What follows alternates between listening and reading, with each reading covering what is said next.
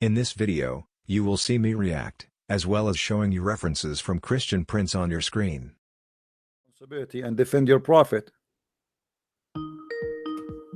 Abdullah. All right. Hello. Salam. Wa alaikum assalam, Abdullah. I saw one of your videos yesterday, and I had a question for you. Are you Mr. Shamsi or you are a different person? I'm not Shamsi. All right. Go ahead, my friend. What do you want to say? You mentioned a hadith from, I think, Sunan Ibn Majah. Yeah. It was about there's no one whom Allah will admit to paradise, but Allah will marry him to 72 wives, 2 from Huris and 70 from his inheritance from the people of hell. Do you remember this one? Mm-hmm. So I looked at that, was really crazy to me. So I looked that up, but it doesn't have a Sahih grade on it. Could you explain that? Are you talking about the one his penis will never go limp? Yes. Yeah, right. I heard that and I was like, I don't believe my friend, the Muslim, they say that this is a da'if hadith, right? Yeah. But as you know, you can go right now. I'm not going to play the video for you of Sheikh Hamza because Muslim, they might flag me for copyright, but you can do that right now as you speak with me. You can search for Sheikh Hamza and search for da'if hadith Sheikh Hamza and see what Sheikh Hamza he explained to you. And this guy is a Muslim, is very well known.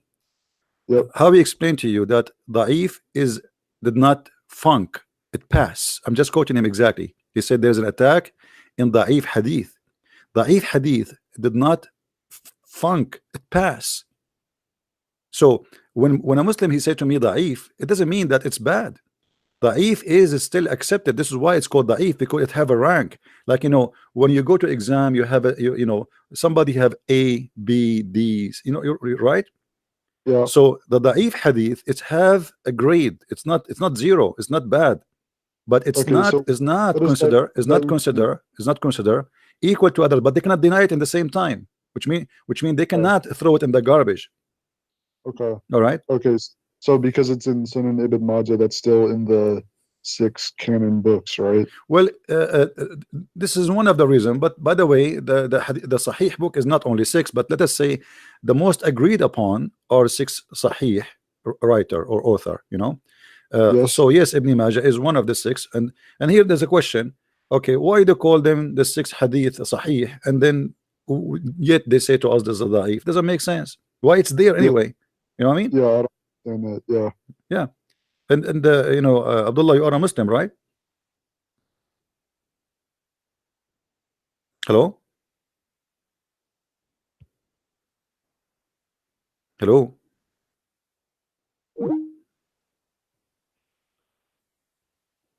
What? I don't know what happened. Maybe he decided to leave us now. That was fast. Who's next?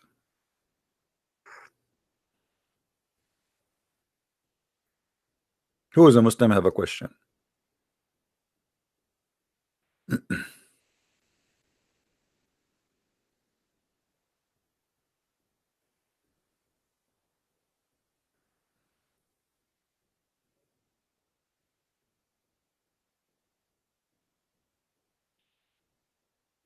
Hello?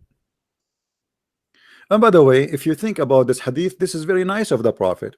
You see, this is a Prophet, he cared very much for the penis of every one of us. I mean, imagine you go to heaven and your penis is not working. That's very embarrassing. A lot of women are lined up and they have no panties and they're expecting a lot from you. And then like, what? Like what? It's not working. Like now? I mean, come on. So here you see that the Prophet of Allah is very caring. He want to be sure that every one of you, his penis is functioning. It's like 100% ready.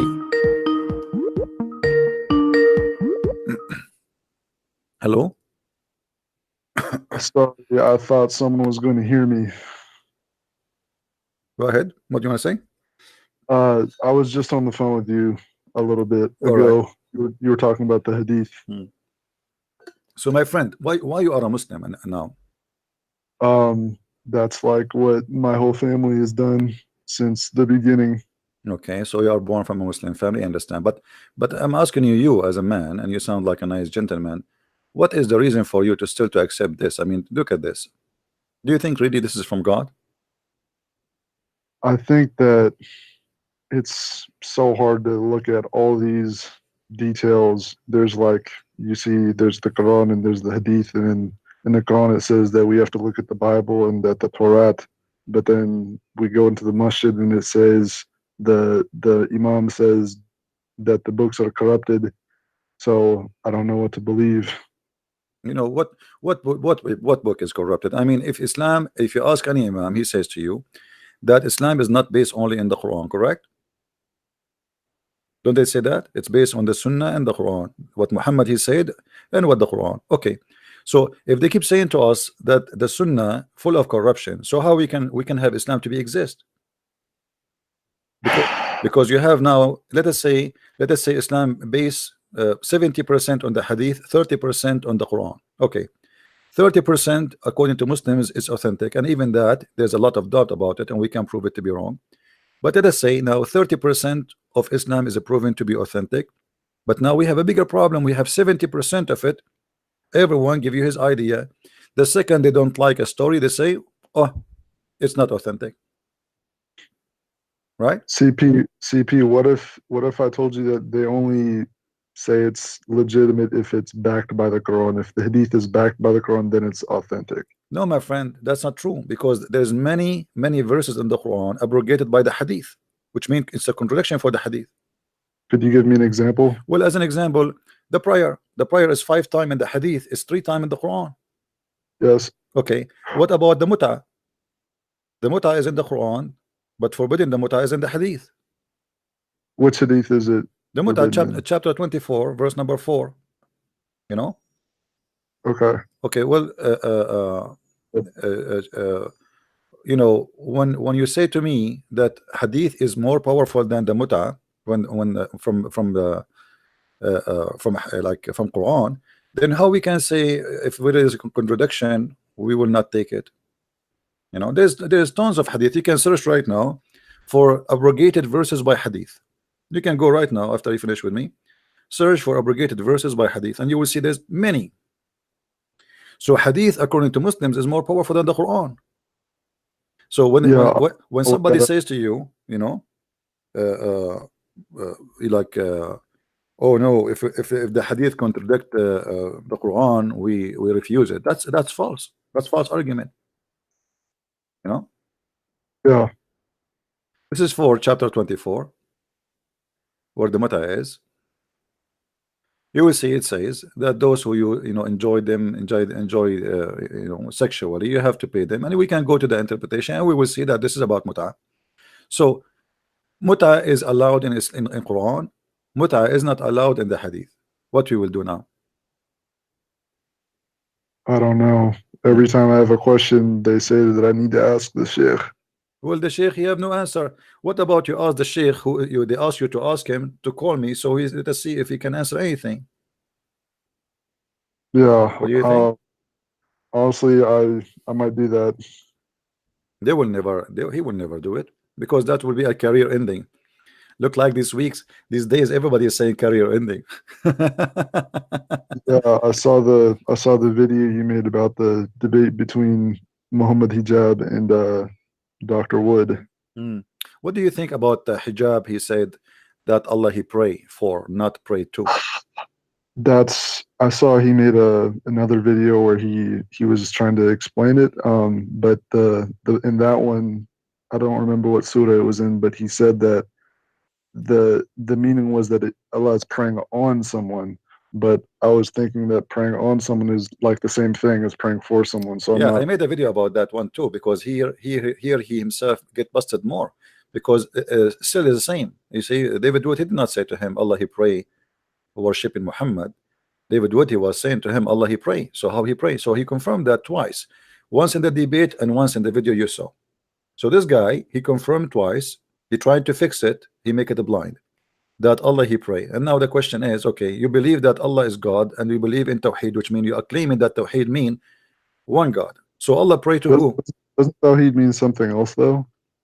Tawheed have nothing to do with the word oneness of God. Tawheed in Arabic is mean unification of things. You know, Okay. even the verse which Muslim they keep quoting for us, saying "Qul huwallahu ahad." You see, if you go to the verse, I don't know if you speak Arabic. Do you speak Arabic, my friend? I know I can read Arabic, but I All right. don't. That's so you are like from the maybe Middle Eastern. Chapter 112, verse number 2 and 1. Let us see. It says, the Muslim translate. Let us go to the Arabic first. قل هو الله أحد. Ahad in Arabic mean one of, does not mean one. This is number one. As-Samad, Samad is the collective or the collection, which means it's about many. You see, Muhammad he stole this word from the Aramaic. The Aramaic, they have something that's called masmada or masmuda, which is, you know, when you are a kid, maybe I don't know if you used to have a one, but in the Middle East when we are kids, we used to buy like a little thing made from you know, burned mud. I don't know what they call it, where you can save your coin inside. There's a hole in it, so you can insert the coins and the money. You know what I mean? So Yes. so like you cannot take the money unless you break it, and if you break it, that will be like, so it's to make you resist the decision to break it because it's expensive, and then now you have to save the money. The second the money go in, you cannot take it out unless you break the whole thing. So this is what as-Samad is. How Allah is one, and then Allah is the collective of coins, or the warehouse of many what of Him. He is the Samad. He is Himself. He is the Samad. The Muslim they try to explain that. Every Muslim cleric he tried to give us a meaning of as-Samad, because this is not an Arabic word. They have no idea what this word means. So everybody he tried to give you his meaning. As-Samad, they say Allah is not the one, is empty from inside. Well, thank you very much. He's a concrete. What is that? What do you mean empty from inside? That's funny. As-Samad is the one who is dependent in himself. Where do you get this from? So they try to find out what Muhammad is saying, but this verse actually, Muhammad is trying to copy from the Jews. Oh Israel, your God is one. But instead of, you see, ahad here is very close to the word echad in Hebrew. Yeah, that echad means one, right? Yes, but doesn't mean one as a number. It means one as a unity. This is why the Bible says that the man and the wife they get married and they became echad. You know what I mean? The man and the man and the husband, the wife, when they get married, they became echad.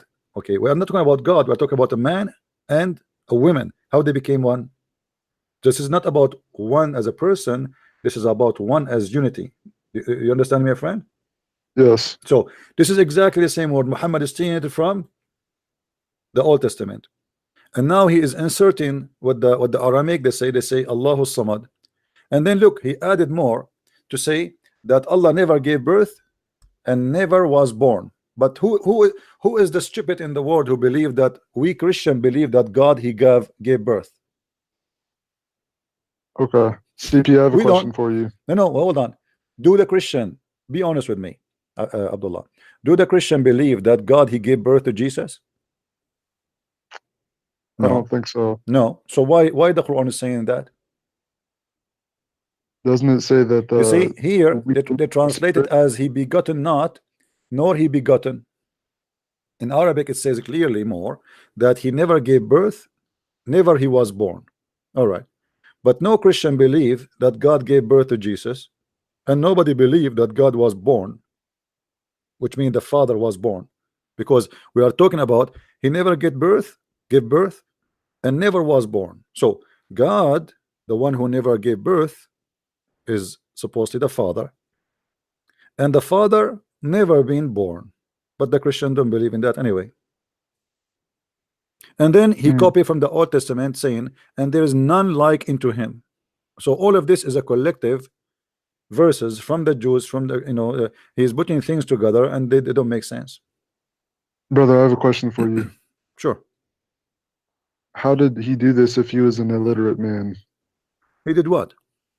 How did he take all these? You're saying that he put all these things together. How did he put these things together if he's illiterate? First of all, there is nowhere in the Quran, this is a fiction of Muslims, it says that he was illiterate. If you go in the Hadith, you will find the following.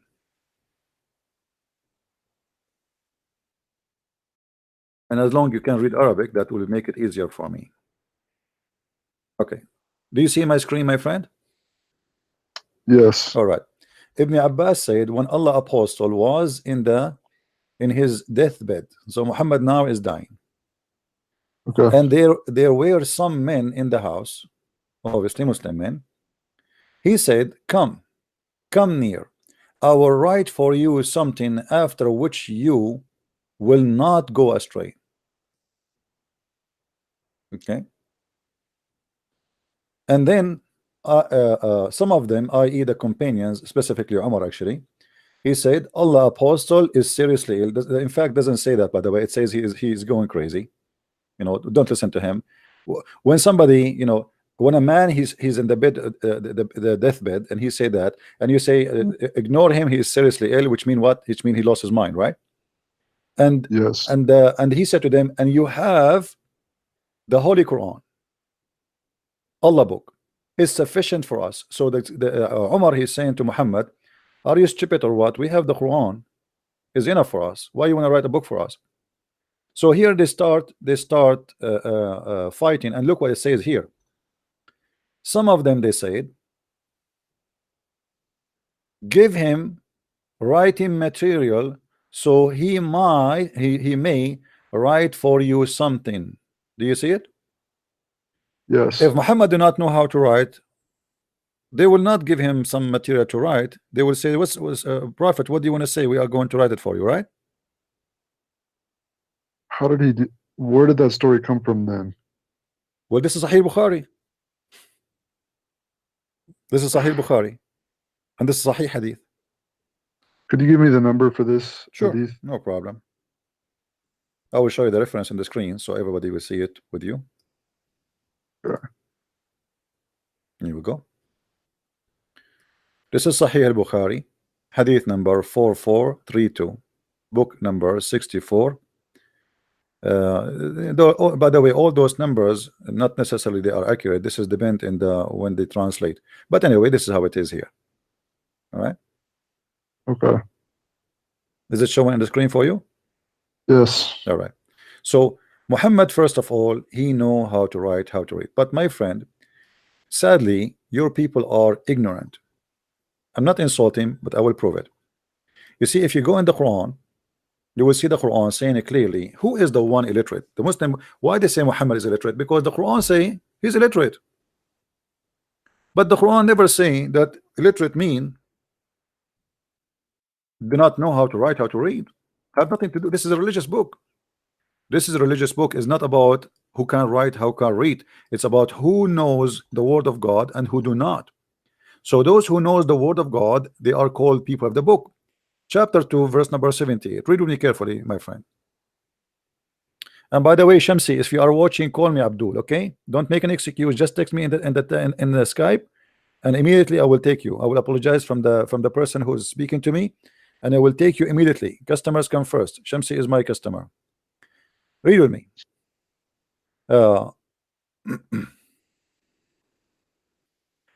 And there is among them illiterate who know not the book. Do you see it?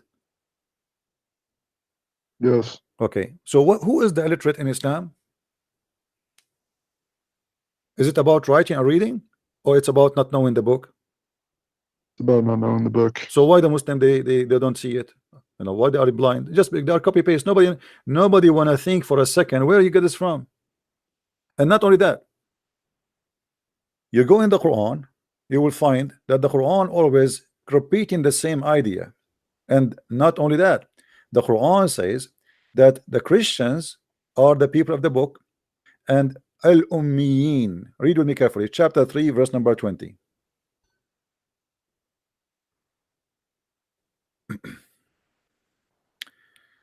And if they argue with thee, O Muhammad, I have surrendered my purpose to Allah, and so have those who follow me, and say unto those who have received the scriptures, and those who have read not. Do you see it? Yes. The read not here is the same word, which is ummiyin, which mean illiterate. This is a translation saying read not, which mean they are, but this is not about they cannot read, but those about who don't have a scripture. Do you see what it says here? The Quran, the Quran divide people to two kind of people. People who have book, they are called people of the book, and people who they have no book, they are called illiterate. Okay. So Muhammad, he do not know how to read. This is not a true story. Secondly, Muhammad, he knew how to read, or he don't know how to read. The Quran is full of stupid things. With my respect to you, I'm not trying to insult you.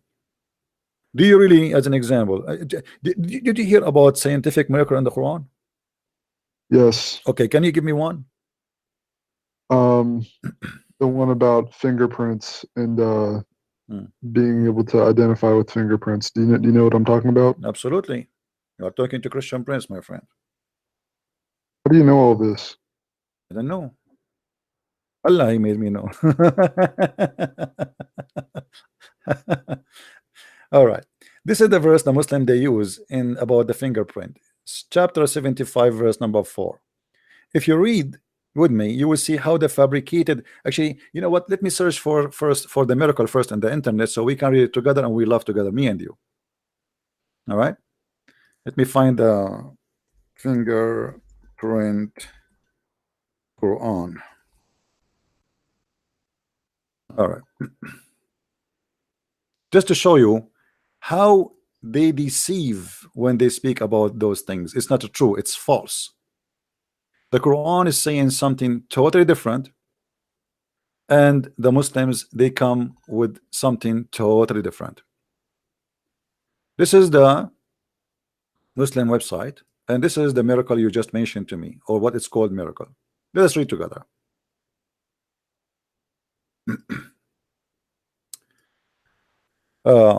We all have fingerprint.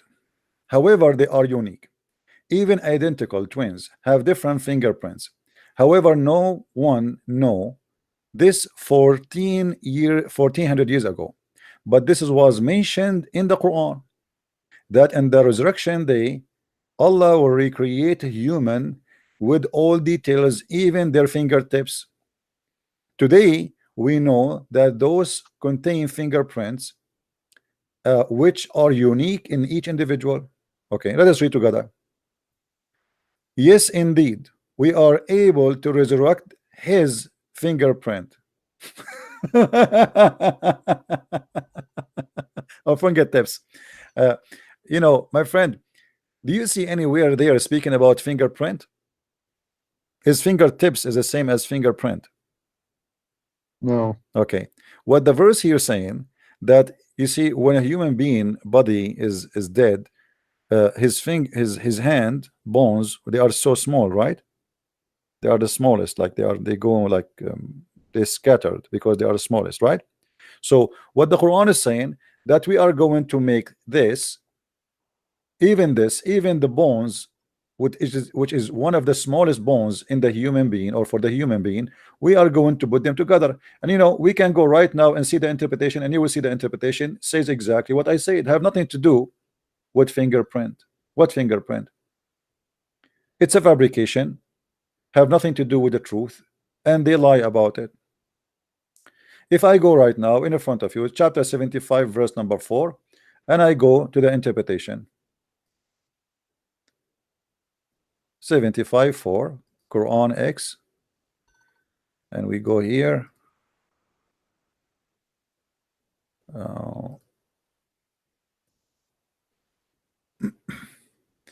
Ibn Kathir.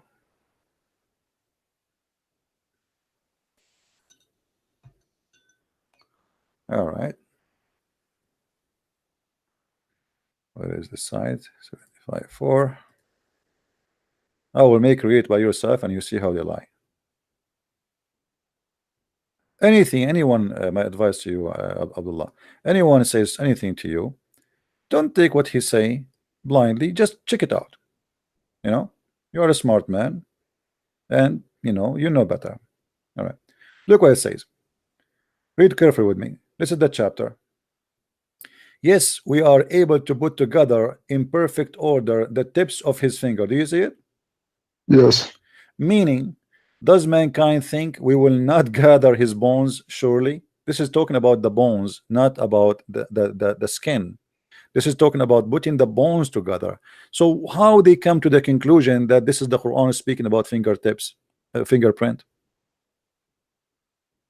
I don't know. It's a fiction. It's just trying to fool you and fool many, millions of people who let us create a miracle. Muhammad, he have 0 miracles, so we will fabricate what it's called miracle. Every single claim in the Quran about miracle is a hocus. Guys, admin, please take it easy in giving time out for the.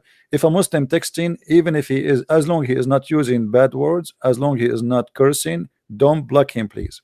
Let the Muslims text. Please, admins, let the Muslims text. We don't do what the Muslims do. Put yourself in their shoes. Their God is being exposed. Their prophet became a joke. What do you want him to say? You want him to be happy? Give him time. Let him talk. Let him express his anger. It's okay. It's more healthy. All right? Don't do what the Muslims do. Let them post. Only if he use a bad language, then give him time out. He might explode. Come on. And maybe he is wearing a suicide belt now.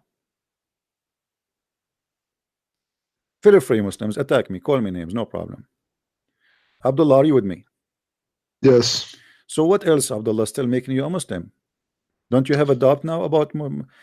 Ask yourself, if the Muslims are decent people, and obviously you are. I'm not going to say you are one of them, because I can tell that you have decency in your heart. But why those who they are fabricating this miracle? Obviously, this is a fabrication, correct? Do you agree with me?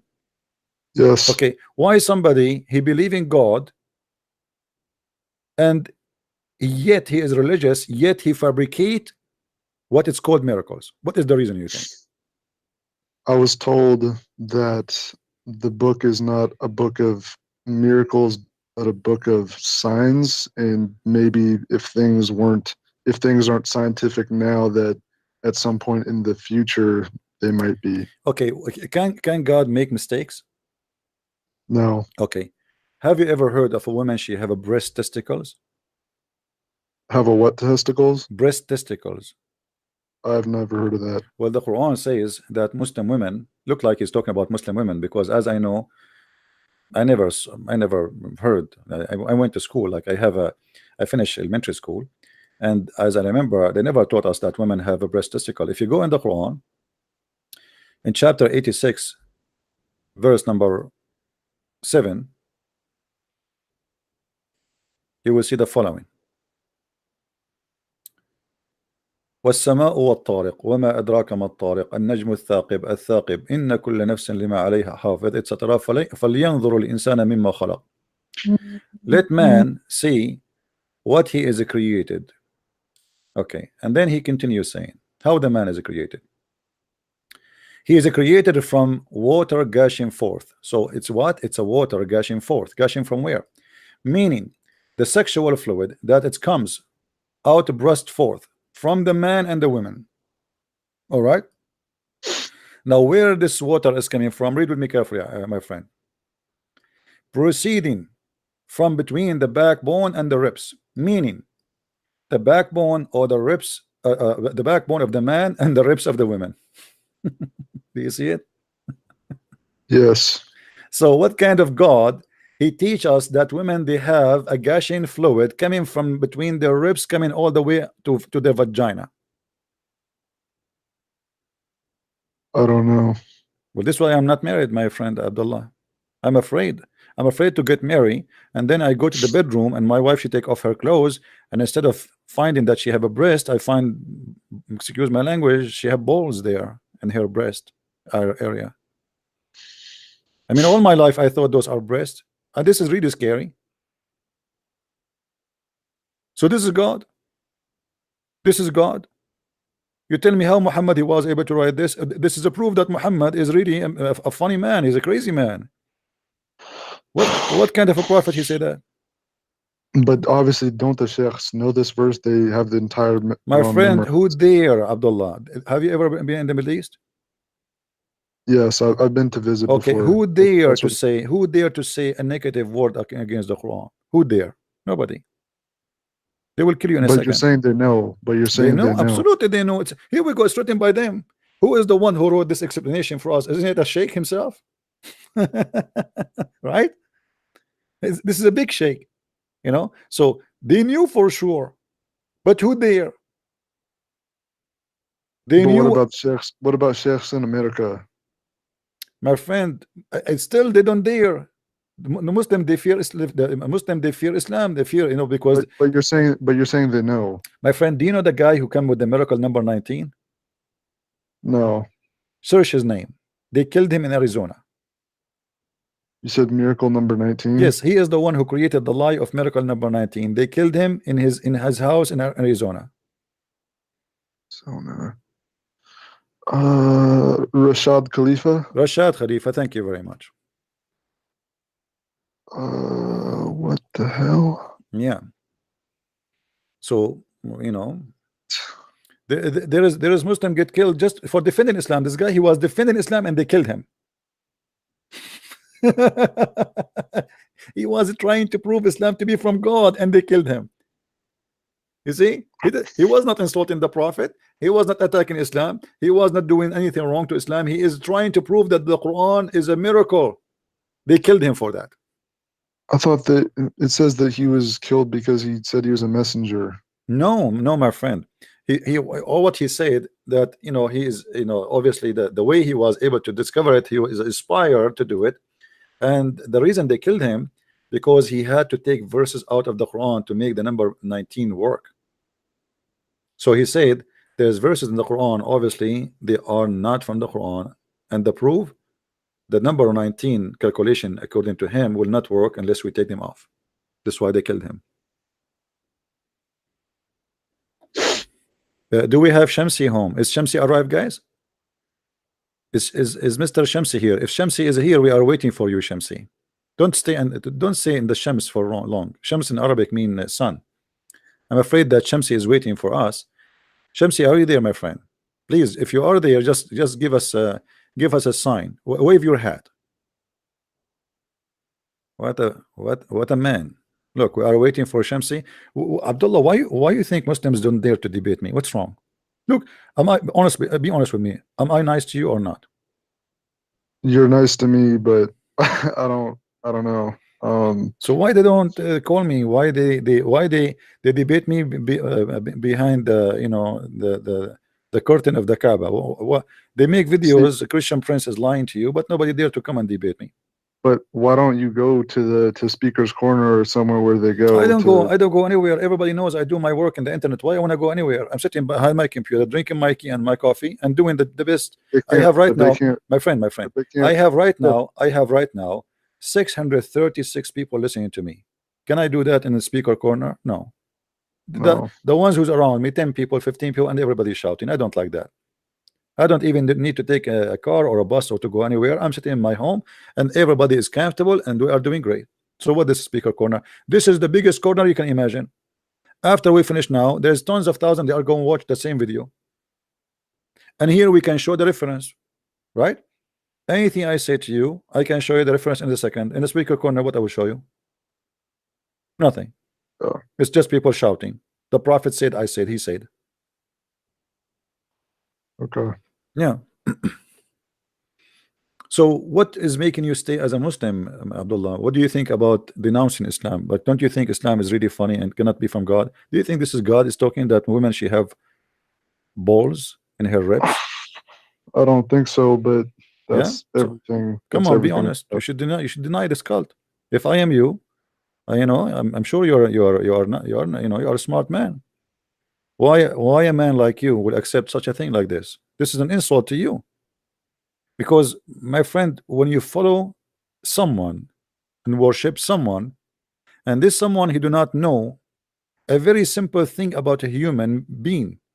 If Allah is the one who created us, didn't he know how we produce babies? Shouldn't he know? right? He should know, right? He is the one who make us supposedly. So obviously the one who made the Quran is a fabricator. He cannot be God. There's no way God will say that. Yeah. So if I am you, my friend, I will denounce Islam, and I will say Muhammad is a false prophet, and this will be the first step for you to be free from illusion. This is illusion. This is madness. You are just creating yourself an illusion, saying, okay, there's a God, his name is Allah, and he's perfect. And then when we go and read what he's saying, we will find how funny, how silly what he is saying. So if I am you, I will say Muhammad is a false prophet right now as we speak. What do you think? The thing about the backbone and the semen, that is not from God. Absolutely right. And not what about the backbone? Since when the sperm of the man is coming from the backbone? Abdullah, my friend, be careful. Don't ever fall down in your backbone. You see, this is why I have insurance over my backbone. I am still single, and when I go in the street, you know, like I put some things around my waist because I don't want my backbone to be, you know, broke. What if something happened to the backbone? This is why when I sit in the chair, I sit carefully. Imagine you sit like, you know, and you break it. I mean, that's it. You will never have kids no more. Backbone, the sperm of the man is coming from the backbone. That is science. So what the balls for? That's stupid. That's stupid. Thank you very much. So you just left Islam, my friend. Welcome. Guys, did you hear Mr. Abdullah? He just said this is stupid. He just left Islam.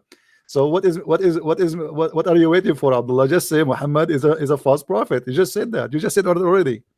Just say I need to ask someone about this verse. That doesn't make any goddamn sense. I know, but what do you want to ask? Who is better than Ibn Kathir now to ask? The Sheikh who is the most there? This is Ibn Kathir. Your Sheikh will learn from Ibn Kathir.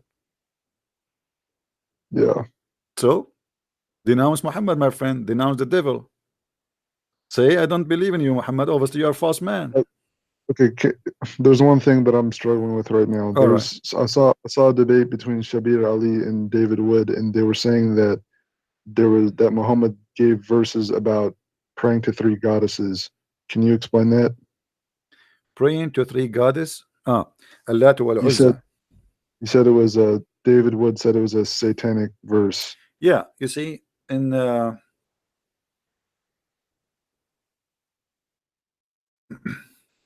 وما أرسلنا من قبلك من رسول ولا نبي إلا إذا تمنى ألقى الشيطان في أمنيته فينسخ الله ما يلقي الشيطان, etc. Chapter 22, verse number 52. Read with me.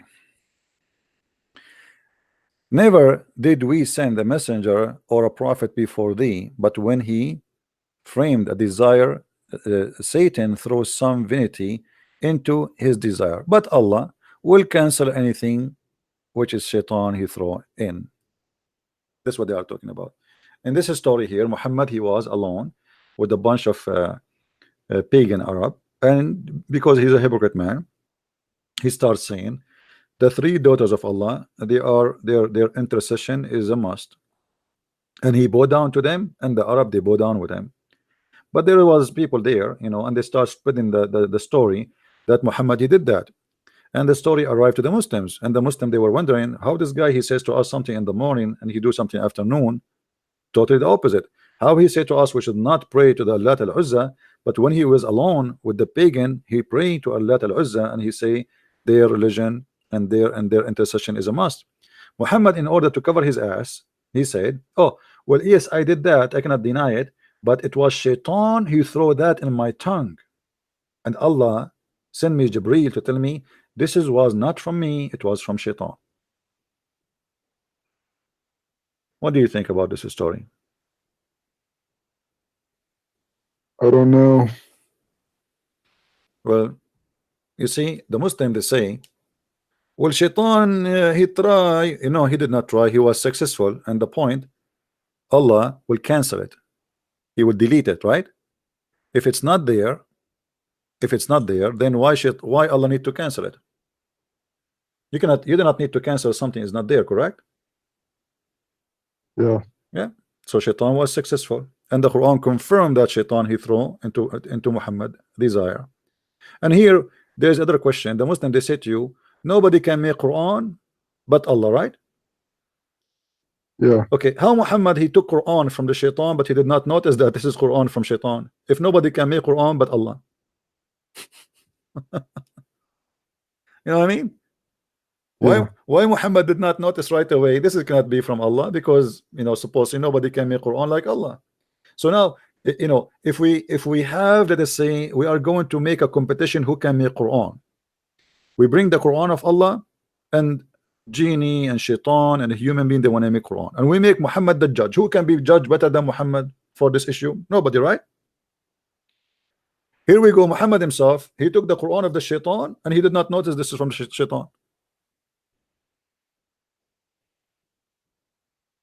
How he can be a prophet? How he can be?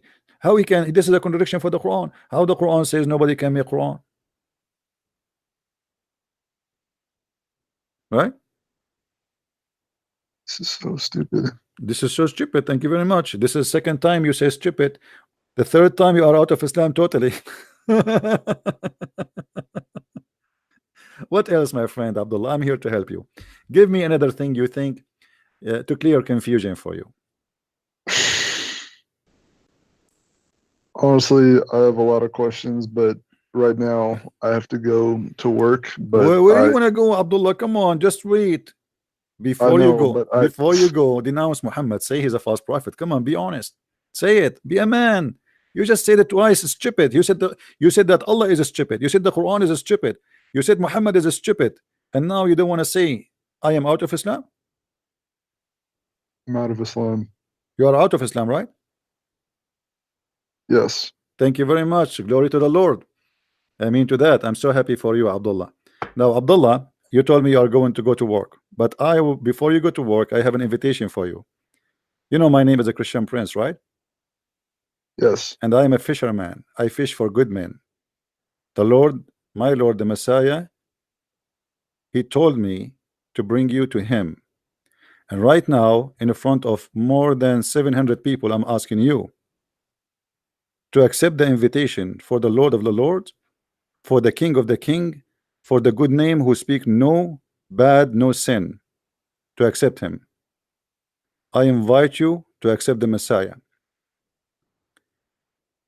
And for sure, this is your decision. I cannot force you to accept. I cannot make you accept. It's you who believe or not. There's no name better than his name. There's no teaching better than his teaching. There's no one says love your enemy but him. He speak wisdom. He is the God of wisdom. I invite you to accept the Christ as a savior. What do you say, my friend? But what do I do then? Sorry again? But what do I do then after I do that? Well, what you do after that, we learn about the Messiah. Feel free to ask me questions. I will be happy to help you. We can send you to some Christian brothers who they can help you and guide you, and you can read the Bible and you can enjoy it. And then you will see that your life will change. You will have a journey, amazing journey with the Messiah. Don't worry about what will happen next, because the Messiah, he will be with you.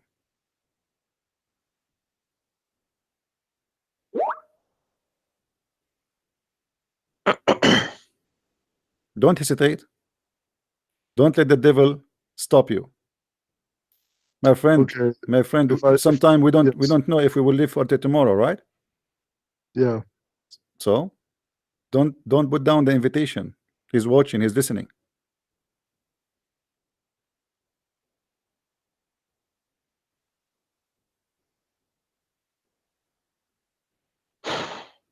Accept. I mean to that. Hallelujah. I'm so happy for you, Abdullah. And the Bible says that the happiness in the kingdom of God will be just for one person is saved. So let me call you Brother Abdullah from now on. Brother Abdullah, I want you to say that I accept the Messiah as my personal savior, and by him and by his name and by him only I will be saved. Say that, my friend. I accept him and his name and accept him as my personal Lord and Savior. Amen to that. Hallelujah. Happy for you, my friend. Trust me, each time I hear one of our brothers accepting the Messiah, I feel like my body as if I am truly shaking, as if I'm really like there is something happening. This is amazing. This is so beautiful. And I am sure that you inside you will have the same feeling. My friend Abdullah, I advise you to download the Bible from the internet if you don't have it, and start reading the gospel. We have 4 gospels, 4 witnesses. All of them speak the same thing, but they report stories about Jesus, what he said, what he did. You can start from the book of John, or you can start from the book of Mark, or from, it doesn't matter. 4 witnesses, they witness for the Lord. Books of wisdom, books of love, books of journey, personal journey. This is why I said to you, accept the Messiah as your personal savior. This is not about worshiping a God who wants us to be his slaves. This is about worshiping God who consider us as his children. This is why when we pray as a Christians, Jesus said to his disciple when they asked him how we pray, he said to them, pray like this: our Father, our Father. And this is the huge difference between Islam and Christianity. If you ask a Muslim, and you can search right now in the internet, why Allah created a human being, they will say Allah created a human being and jinn to worship him. This is not our God. Our God, he created us to be his children because he loved us. So the idea of a creation is a huge between us and Islam. In Islam, it's about a God who worship himself actually, and he have a self-esteem issue. In Christianity, God, he created us to be his children, and his children here does not mean that he, some Muslim, they will say, oh, Christian believe that God is their father, he must be sleeping with their mother. Our Father here is a very loving description for the one who provides us everything and the one who loves us. You see, when there is a family, you will see that the father, he do everything, and the mother, they do everything in their hand to feed, to take care of their family and their children. Our Father is the best and the only provider, and this is why we are his children, and he loves us. He did not create us to go to hell. He did not create us to be humiliated. He created us to be his children. All what we need to do is to accept his invitation, and you just did. So I'm happy for you, Abdullah, and feel free anytime to call me if you wish. Thank you so much. Thank you, my friend. And feel free to let your family call me too. Maybe you can bring them to talk, to call me and ask me questions. I will be happy to talk to any of your family. Anyone would like to call, I will be happy to talk to him. All right, my friend. Okay. Any other question, my friend? I think that's all I have right now, but I will definitely call back soon. All right. Take care, my friend, and may the Lord bless you. And don't forget to start reading the Bible right away, as soon as you can. Thank you. God bless. Take care.